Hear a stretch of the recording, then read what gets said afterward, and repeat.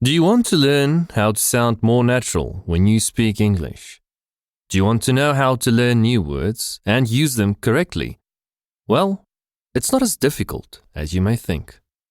Hi, my name is Alex and welcome to English Rewind, episode 12.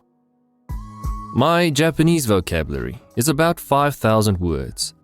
That's not a lot, especially when you realize that adult native speakers know at least 18,000 words, so I still have a long way to go. But let's be honest, having a big vocabulary doesn't mean much on its own. A language is more than words. I have said this before, but I've seen people who know many words in English, complicated words even, but they don't know how to use them.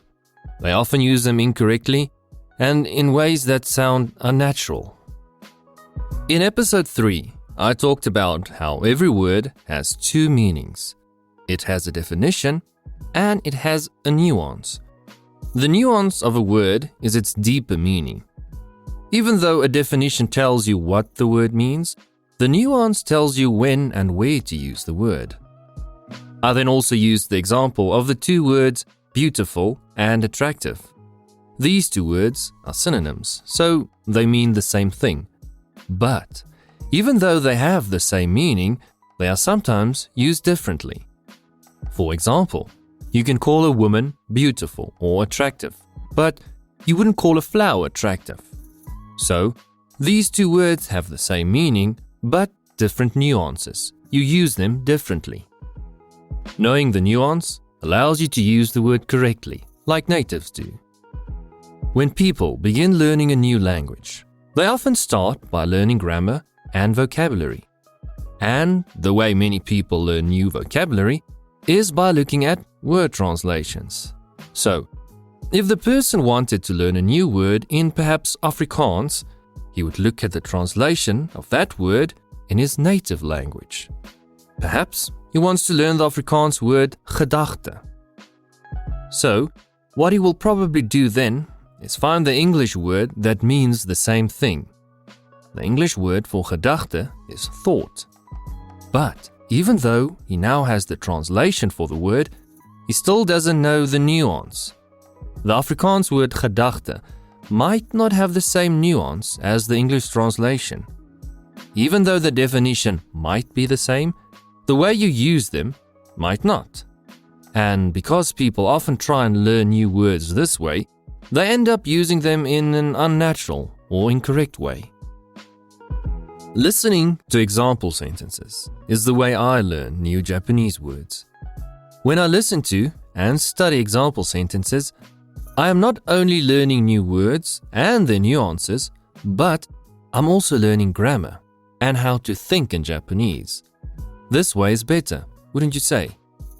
Instead of just seeing one word and a translation in a native language, you now see the whole sentence.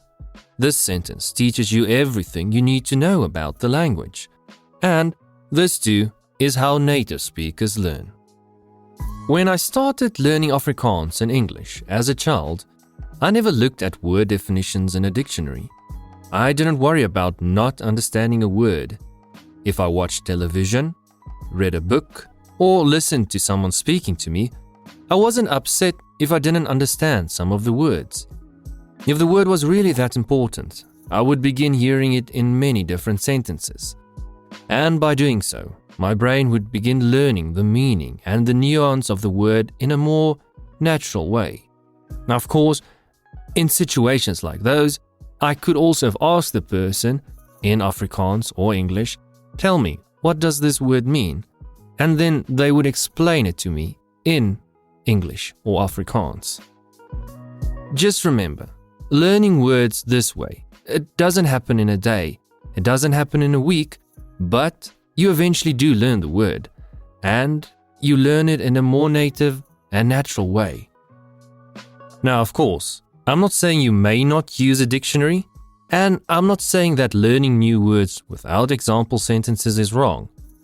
You can study words from a dictionary or textbook if you want, but just remember that the way you use the word in English might not be the same way you use it in your native language.